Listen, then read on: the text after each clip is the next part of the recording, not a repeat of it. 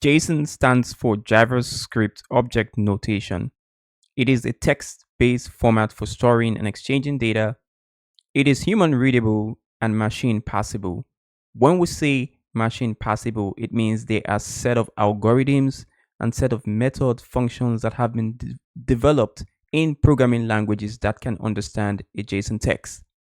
It is widely used in building web applications, APIs, and a lots of integrated data-driven solutions.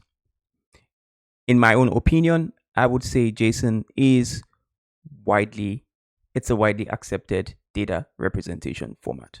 Without wasting too much time, let us dive in and explore a sample JSON text.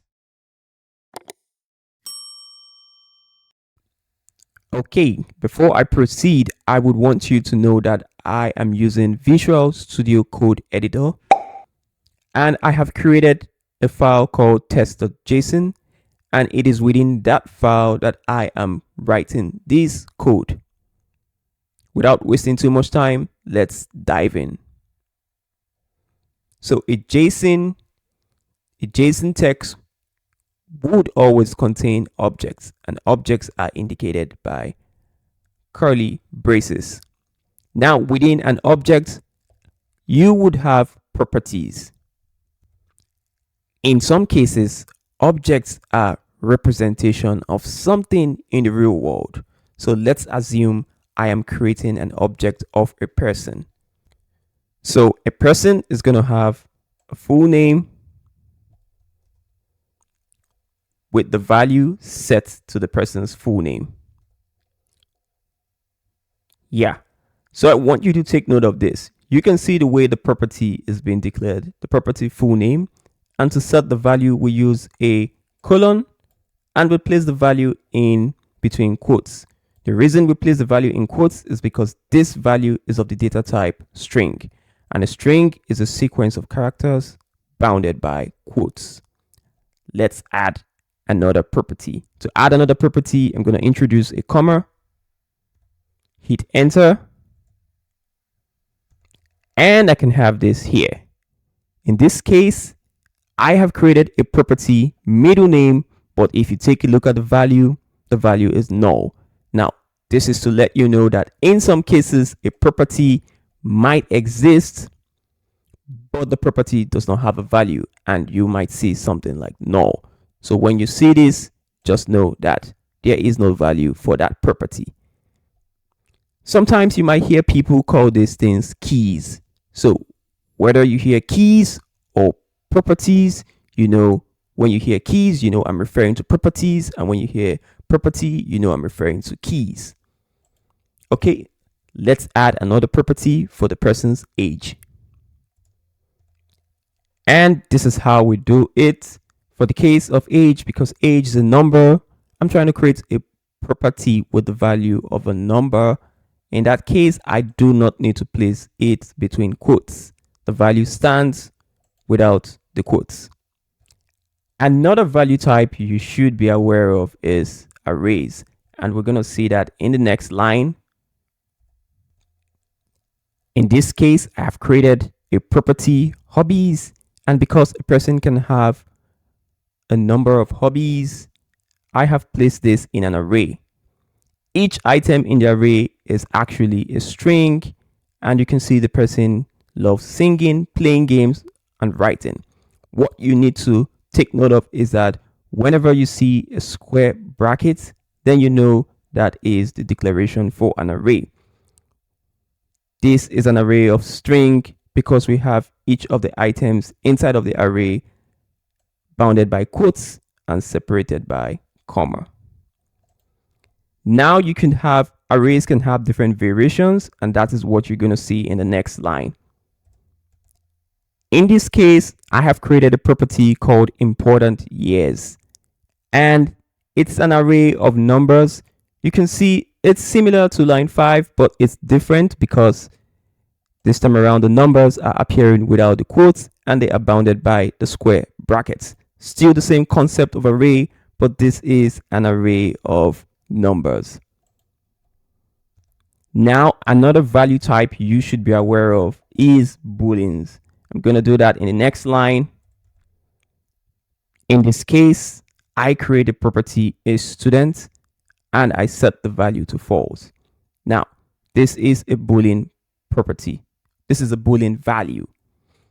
What this means is that the property can either contain true or false. So if this person is a student, this would have been true, but the person is not a student and this appears to be false. Now, there are some cases where you might see a property and the value of the property is set to an entirely new object. Let's say that in this property, I'm going to create a property for mother because a person is always going to have a mother. In this case, I introduce the property mother and you can see that the value is actually a new object. I want you to take note of the curly braces, the opening and closing curly braces, because that indicates an object. And within that object, the mother has a full name and an age. I'm going to repeat the same thing for father. So I'm going to add a comma and hit enter. And I'm going to create a father property. Now over here, I create a father property just like I did for mother. And you can see the father property is set to an entirely new object with its own full name and age. Okay, now there is another way we could have done this. And this is how we could have done this. In this case, I have created a parent property. So the parent is actually an array of objects. You can see the square brackets starts at line 8 and closes up at line 17. And within the parent square brackets, you can see that we have curly braces that indicate objects, an opening and closing curly brace for the mother object, and separated by comma, and then we have an opening and closing curly brace for the father object. This is an array of objects. So the value of the parent property is set to an array of objects. You need not to worry about the many lines. Actually, the machine or the program can read a JSON file irrespective of the lines. The lines you see here are just to make them readable by you as a human being. So what I mean is that we could have done this way, or the parent property can also be written this way. In this case, I have just removed all the lines and I have minified everything to stay on line 8. It's still the same concept. There's nothing confusing about that. So just in case you see a JSON with a lot of lines, it's just for you to be able to read the JSON properly. I could go as far as minifying the entire JSON text to something like this. But you see, in this case, everything is minified, but it's not readable by you as a human. It becomes very confusing, but the machine would still understand this. As long as the concept is maintained, the machine or the program would still understand this file. I'm going to revert things to the way they were. So right now we have created a JSON text that contains a person object. Now I want to turn this to a JSON text that contains an array of persons or people. To do that, I'm going to take this out and I'm going to introduce a square bracket, and within the square bracket I'm going to place the person object.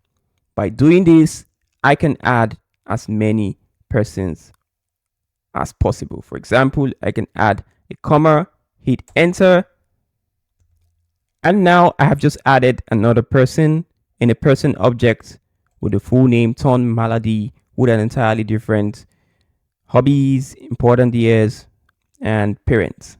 I can introduce another person again by adding a comma, hit enter, and I can add a new person object. and I have just added another person.